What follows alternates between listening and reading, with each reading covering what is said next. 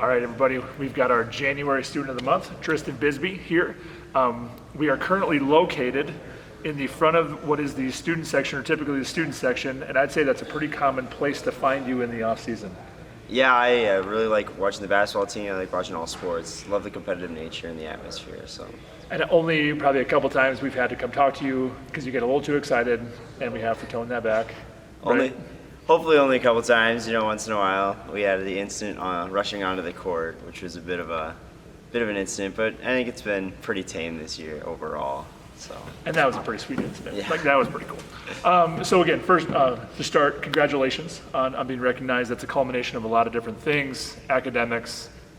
I know you're very involved in athletics, clubs, that sort of thing. Kind of talk to what is that? What does it take to get to that point? Your senior year, you're involved in a bunch. Kind of talk about what that's taken behind the scenes that maybe people don't see.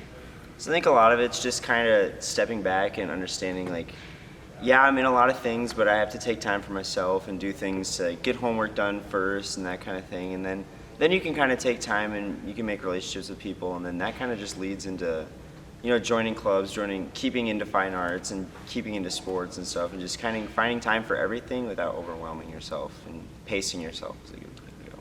Sure, and I imagine that it's probably taken a lot of trial and error to figure out what that has looked like. Yeah, I've joined clubs and I've quit, and I think it's okay to quit. If you don't think you have time for something or don't enjoy something, then you stay in what you like and have time for. So I think that's a big part of it too, is being okay with quitting things. Sure. So part of that, obviously both parents are educators, so you kind of probably have a unique perspective on what that looks like. How does that instill kind of the importance of academics to you? Just what does that look like as a family? So, ever since I was little, a lot of the do good, get good grades, it's important. And then I think another big thing is respect for teachers that I think a lot of kids don't have, administration. I can see what the teachers go through as well as the students, so I think understanding that connection between the teachers really do want you to succeed, and by accepting that and buying into that ideas, I think you can it's easier to succeed in school that way. Sure, and I very much appreciate that, because I think when you see that, so again, as an educator, I appreciate that very much, so all your leadership with that, I know that's been a thing. So kind of along those lines, your K-12 experience, very involved, different things. If you could say thank you to one individual that's been involved in some way along that journey, who would that be and why?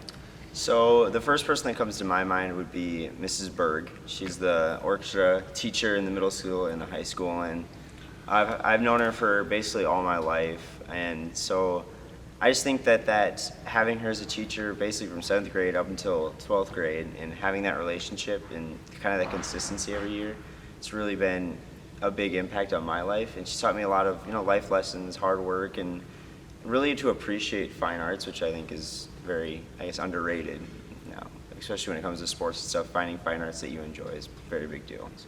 I think it's great, and it speaks to the whole student, mm-hmm. Not just academics are incredibly important, athletics very important, fine arts, but then when you can do it all, we're finding that balance, and then again culminating with a trip in New York City last, walking at a Yankees game. I know that was a great experience for me. Hopefully the whole crew enjoyed that as well. But again, what are your next steps? So we're graduation coming up here in a couple months. What does that look like for you? So after I graduate, kind of my next plan is to go up to UND, up in the frozen tundra of Grand Forks, and I want to go into dietetics. Okay. So basically getting a degree to become a dietitian, kind of furthering my knowledge there, and hopefully to get into nutritional therapy is kind of the end goal. Okay, so then the logical next question, probably the most important, is your favorite type of ice cream. So, I would say probably anything with caramel in it. So if it has caramel chunks or anything, I'm a big caramel guy. So interesting take. We haven't had that one yet. So okay, very good to know. But again, congratulations on all your successes. I know it's been a lot of hard work that maybe people don't realize. But again, a lot of success as well. So I appreciate all you're doing, and that maintains through May as well. But congratulations, and thank you to everyone. Have a great day.